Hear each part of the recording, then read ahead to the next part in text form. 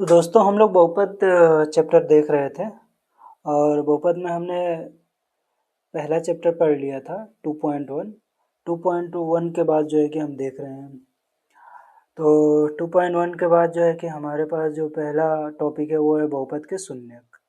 तो बहुपद के शून्यक का मतलब क्या आ रहा है, इसमें बहुपद और शून्यक हैं। तो इसे कुछ समझ में तो आ रहा होगा कि शून्यक की बात हो रही है, मतलब शून्य होने की बात हो रही है। तो इसका अर्थ ये होता है कि बहुपद का जो मान है वो शून्य हो जाए। बहुपद में कोई ऐसी वैल्यू रख दी जाए जिससे उसका मान शून्य हो जाए। तो बहुपद का मान शून्य कैसे होगा, इसमें और सारी चीज़ें बताइए। पहले ये देख लिया जाए कि बहुपद के शून्य क्या होते हैं। जैसे मान लीजिए कोई बहुपद है। अच्छा, इसका मतलब ये बिल्कुल नहीं है कि शून्य रखने से उस बहुपद का मान जो है कि शून्य हो जाए। ऐसा कुछ नहीं है, शून्य रखने से भी उस बहुपद का मान शून्य हो जाएगा, ऐसा नहीं है। लेकिन शून्य रखने से उसका नाम शून्यक नहीं होगा। शून्यक कब होगा, जब बहुपद का मान ही जीरो हो जाए। जैसे मान लीजिए कि टू एक्स माइनस टू एक बहुपद है, ठीक। मान लीजिए कि पी एक्स एक बहुपद है जिसका मान 2x माइनस टू है। अब इसमें हम कोई ऐसी वैल्यू रख देंगे जिससे कि इसका मान शून्य हो जाए, ठीक। तो हम क्या करेंगे, एक रखते हैं P1, ठीक। तो 2 और x के जगह पर हमने एक रख दिया माइनस 2, ठीक। अब ये क्या हो जाएगा, 2 माइनस 2, तो ये हो जाएगा 0।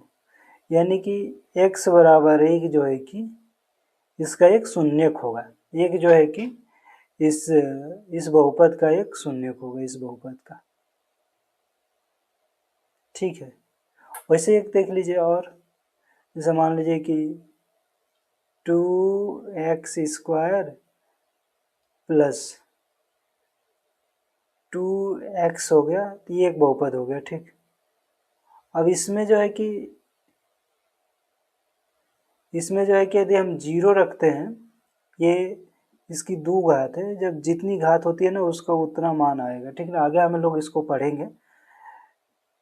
जो मैक्सिमम घात होती है उस बहुपद का उतनी वैल्यू आएंगी। जैसे यहाँ पे 2 घात है ना, तो इसका 2 वैल्यू आने की संभावना है, आना ही चाहिए। संभावना क्या है, 2 वैल्यू आएगी ही आएगी।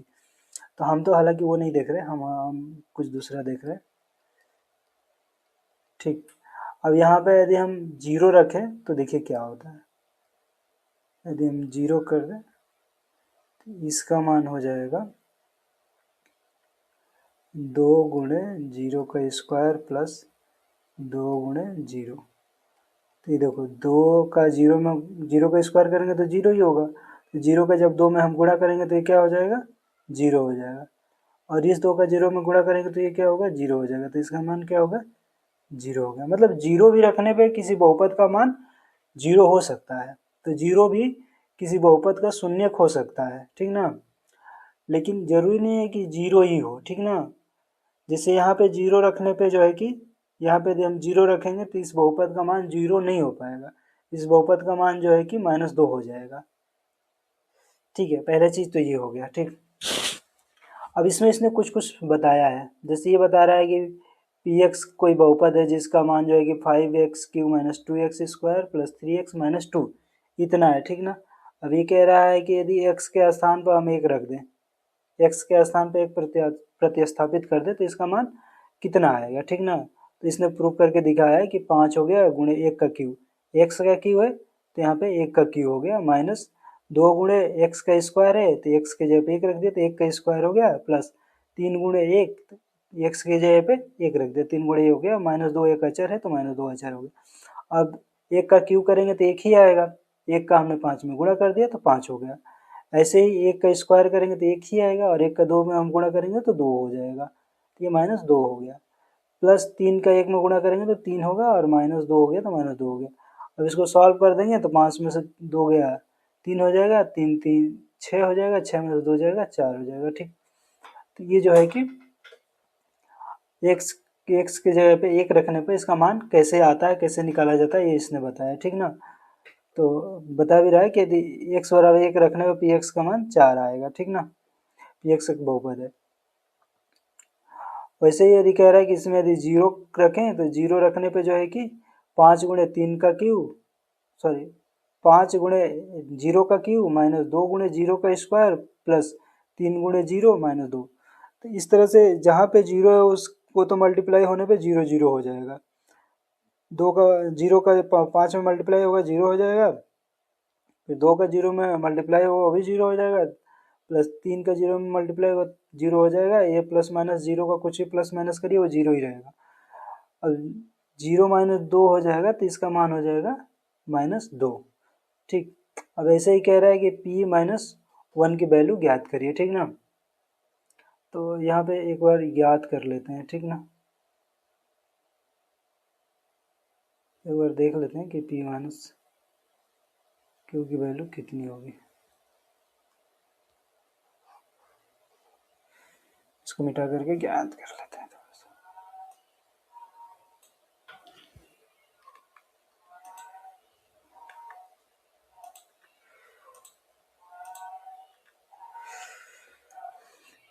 ये कह रहा है कि यदि इसमें p माइनस 1 यानी कि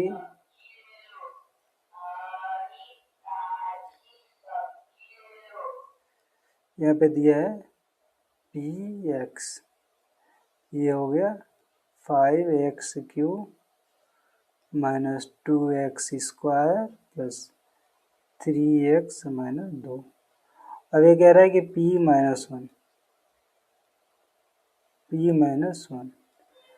तो x की जगह पे क्या हो गया -1 हो गया, तो हम हर जगह पे x की जगह पे जो है कि -1 रखेंगे। तो 5 ब्रैकेट में -1 का क्यूब माइनस 2 यहाँ पे -1 का स्क्वायर क्योंकि x स्क्वायर है प्लस 3 गुणे -1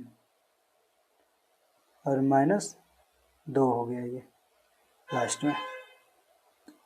अब इसको हल करिए तो 5 और 1 का जब हम 3 बार गुणा करेंगे -1 -1 1 की क्यू का मतलब -1 के क्यू का मतलब यही होगा, तो -3 और -1 और -1 का मल्टीप्लाई होगा तो ये हो जाएगा +1 और ये हो जाएगा -1। इसको आगे पढ़ेंगे, जो भी चिन्हों का एडिशन होगा, मल्टीप्लाई होगा, गुणा जोड़, जो भी इसके रूल हैं, नियम है, सबको हम लोग पढ़ेंगे आगे। इसको पढ़ेंगे फिर प्लस और माइनस का जब गुणा होता है ये हो जाता है -1। यदि नहीं समझ में आ रहा होगा तो परेशान होने की बात नहीं है, आगे हम इसको और भी पढ़ेंगे। तो इसका -1 क्यू का यदि हम मान निकालें तो इसका मान हो जाएगा -1, ऐसे ही -2 और ये हो गया -1 और -1 का यहाँ पे देख रहे हैं गुणा करने को +1 आ गया, तो ये हो जाएगा 1 प्लस 3 का -1 में गुणा करेंगे तो ये हो जाएगा -3, ये हो जाएगा -3।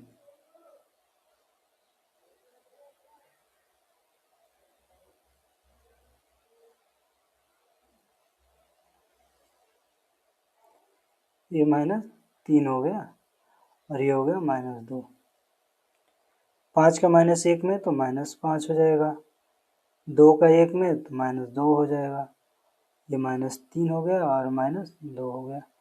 तो देखिए सब माइनस है तो सब जुड़ जाएगा, 5 2 7 3 10 2 12, लेकिन सब में माइनस माइनस का चिन्ह है तो ये ऐसे ये माइनस हो जाएगा। ये जो है कि p-1 की वैल्यू हो जाएगी, जो कि ये बोल रहा है ज्ञात करने के लिए। तो ये हमने देख लिया इसका मान कितना आएगा।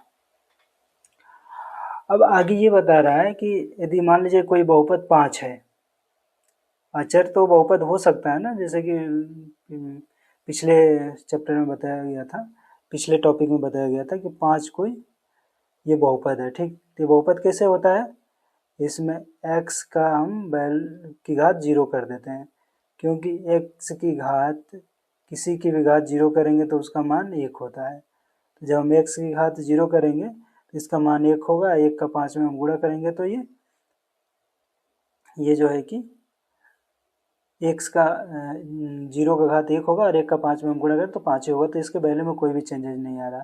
तो कह रहा है कि जब बहुपद 5 हम ले लेते हैं तो इसका शून्य क्या होगा, इसका शून्य कुछ नहीं होगा, ठीक ना। देखिए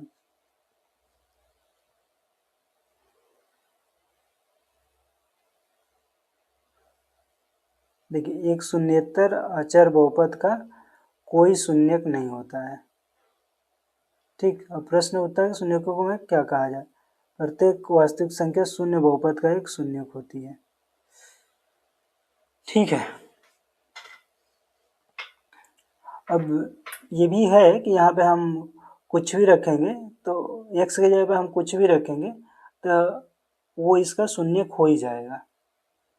सॉरी, ये कुछ भी इसका इस x के जगह पे हम कुछ भी रखेंगे तो इसका मान जो है कि शून्य कभी हो ही नहीं सकता है, क्योंकि x के जगह पे 1 रखेंगे तो 1 की घात 0 तो उसकी वैल्यू 1 हो जाएगी। जैसे मान लीजिए, देख लीजिए 5 हो गया, 1 की घात 0 हो गया, तो ये हो जाएगा 5 गुणे 1, क्योंकि किसी की भाग की घात ये 0 करेंगे तो उसकी वैल्यू 1 हो जाती है।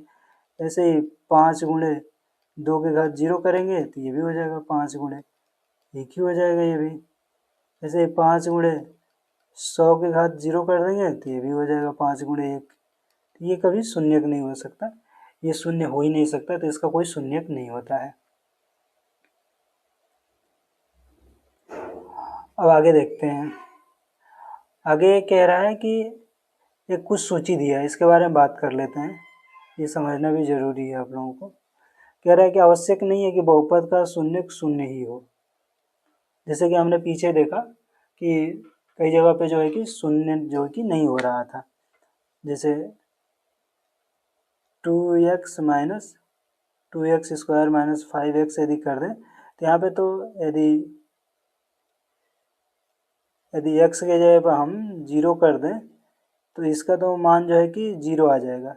0 शून्य x के वजह 0 रखेंगे तो ये 0 हो जाएगा, माइनस 5 गुणे 0 तो ये भी 0 हो जाएगा, तो इसका मान 0 हो जाएगा।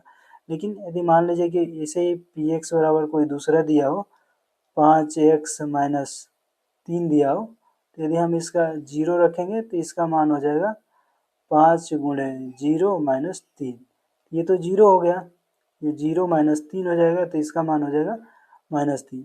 तो मतलब कि जरूरी नहीं है कि बहुपद का शून्यक जो है कि शून्य ही हो, बहुपद का शून्यक जो है कि कुछ अलग भी हो सकता है, ठीक। तो ठीक है, एक चीज ये हो गया। आप क्या कह रहे हैं, 0 बहुपद का शून्यक हो सकता है, तो यहाँ पे देखा आपने कि 0 रखने पे ये 0 हो जा रहा है, तो इसका शून्यक हो सकता है बहुपद, ठीक है। प्रत्येक रैखिक बहुपद का एक और केवल एक ही शून्यक होता है। तो देखिए, रैखिक बहुपद क्या होता है, जिसमें x की घात या जो भी वेरिएबल्स हैं, जो भी चर हैं, उनकी घात केवल 1 हो। तो यदि मान लीजिए कि x माइनस 1 है तो इसका शून्यक जो है कि केवल एक ही हो सकता है। हमको जो है कि x की जगह पे 1 रखेंगे और 1 रखेंगे तो ये 0 हो जाएगा। ऐसे x माइनस 2 रख देंगे तो इसकी भी केवल एक ही होगी, 2 में से 2 को हमको घटा, x की जगह पे 2 रखना पड़ेगा। यहाँ पे x की जगह पे 1 रख दिया, x की जगह पे 2। अब x की जगह पे कोई दूसरी संख्या हम नहीं रख सकते हैं, लेकिन देखिए अब एक्स स्क्वायर माइनस 4 यदि हम लिखें तो यहाँ पे जो है कि x की वैल्यू 2 हम रख सकते हैं, क्योंकि यहाँ पे यदि हम 2 रखेंगे तो 2 का स्क्वायर -4, तो ये हो जाएगा 2 का वर्ग करेंगे तो 4 हो गया, -4, तो ये 0 हो गया।